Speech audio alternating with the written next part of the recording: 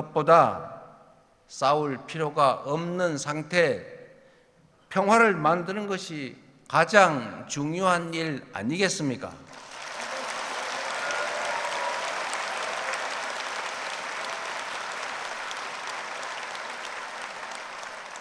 숱한 부침 속에서도 이어지던 남북 대화가 지난 정부 내내 완전히 끊기고 말았습니다.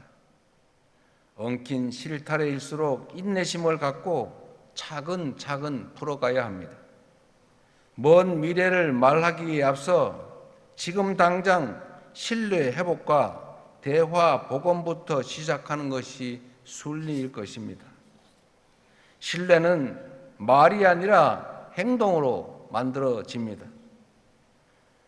국민주권 정부는 취임 직후부터 전단 살포 중단, 대북 확성기 방송 중단 등의 조치를 취해왔습니다.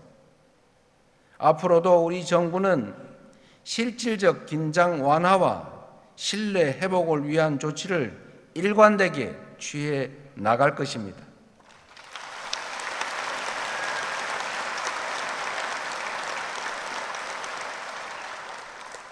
남과 북은 원수가 아닙니다. 남과 북은 서로의 체제를 존중하고 인정하되 평화적 통일을 지향하는 그 과정의 특수관계라고 우리는 정의했습니다.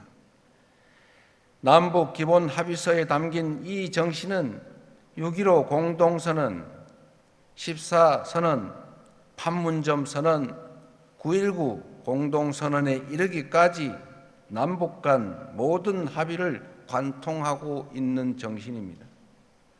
우리 정부는 기존 합의를 존중하고 가능한 사안은 곧바로 이행해 나갈 것입니다. 우선 현재 북측의 체제를 존중하고 어떠한 형태의 흡수 통일도 추구하지 않을 것이며 일체의 적대 행위를 할 뜻도 없음을 분명히 밝힙니다.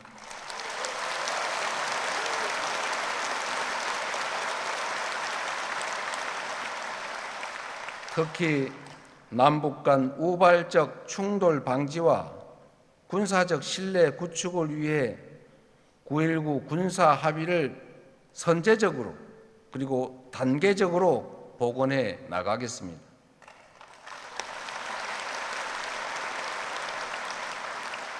나아가 공리, 공영, 유무, 상통 원칙에 따라 남북 주민의 삶을 실질적으로 개선할 수 있는 교류 협력 기반 회복 그리고 공동 성장 여건 마련에 나서겠습니다.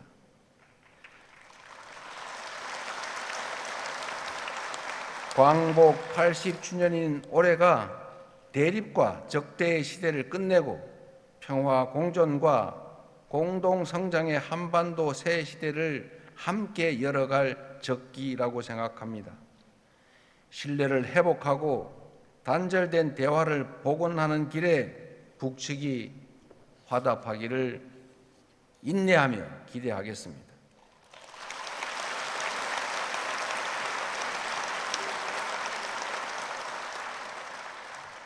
한편으로 평화로운 한반도는 핵 없는 한반도이며 주변국과 우호적 협력을 기반으로 하는 한반도입니다.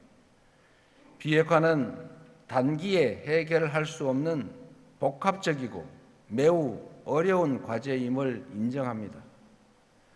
남북 그리고 미북 대화와 국제사회의 협력을 통해 평화적 해결의 실마리를 찾아 나가면서 한반도 평화와 남북관계 발전에 대한 국제사회의 지지와 공감대를 넓혀 나가겠습니다.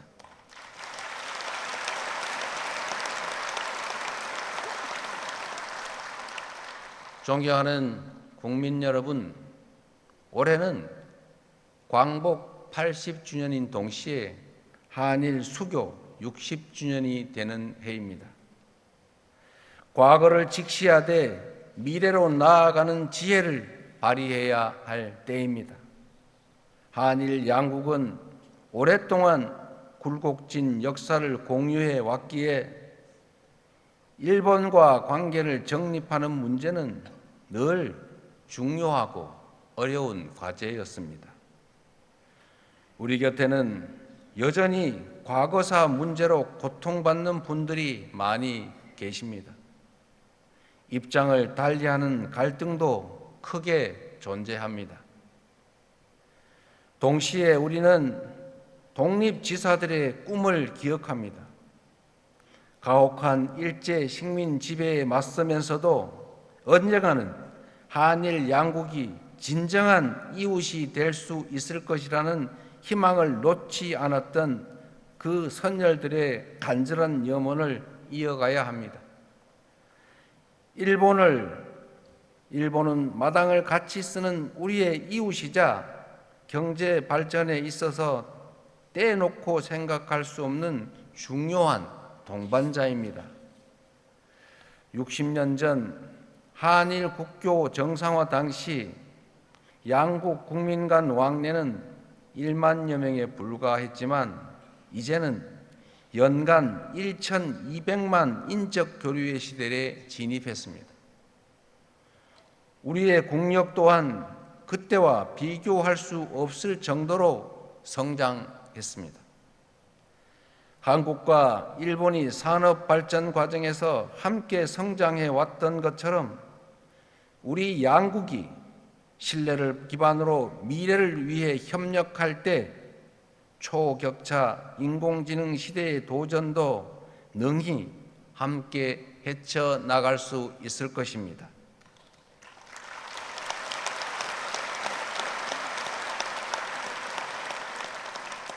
국익 중심 실용 외교의 원칙으로 셔틀 외교를 통해 자주 만나고 솔직히 대화하면서 일본과 미래지향적인 상생 협력의 길을 모색하겠습니다.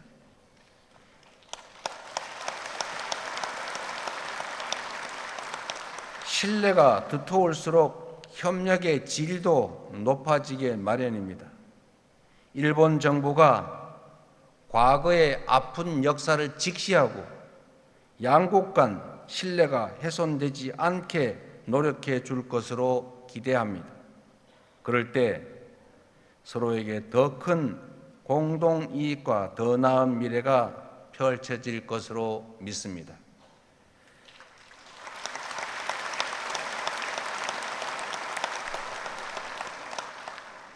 존경하는 대한민국의 주권자 국민 여러분, 우리 모두는 지금 거대한 변화의 소용돌이 속에 있습니다.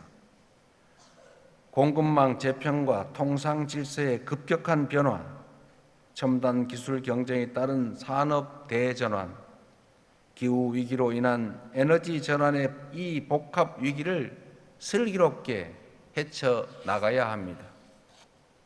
한미 관세 협상은 하나의 파도에 불과합니다. 앞으로 또 다른 파도들이 시시각각 밀려올 것입니다. 급변하는 질서에 제대로 대응하지 못한다면 국가의 미래가 흔들리고 국민의 삶이 위협받게 됩니다. 변화하는 국제 정세를 따라잡지 못하고 열강들의 틈바구니에서 치이다가 마침내 국권을 빼앗겼던 120년 전 을사년의 과오를 다시는 되풀이할 수 없습니다.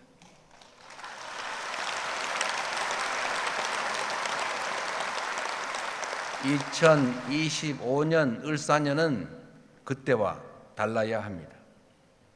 높은 파도에 휩쓸려 난파될 것인가? 위기를 기회로 바꿔 다시 도약할 것이냐는 전적으로 현재의 우리 자신들에게 달려 있습니다.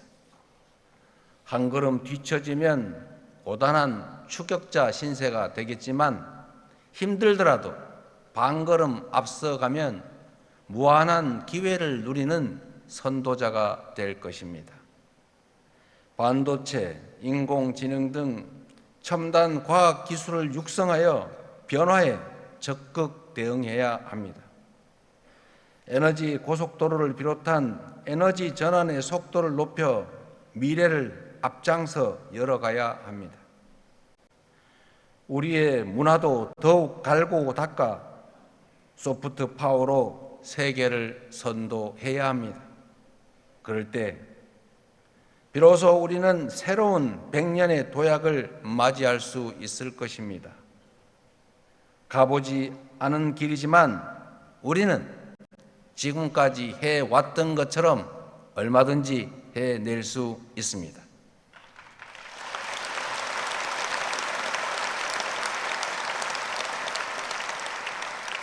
우리 선조들이 되찾은 자주 독립의 빛이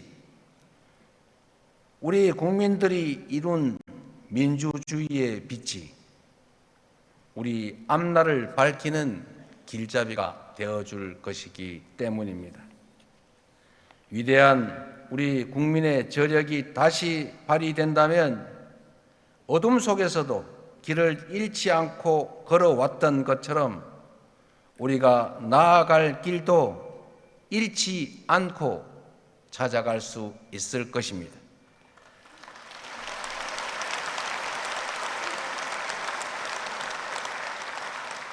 세계를 선도하는 대한민국, 평화와 번영이 가득한 나라, 국민 주권의 빛이 꺼지지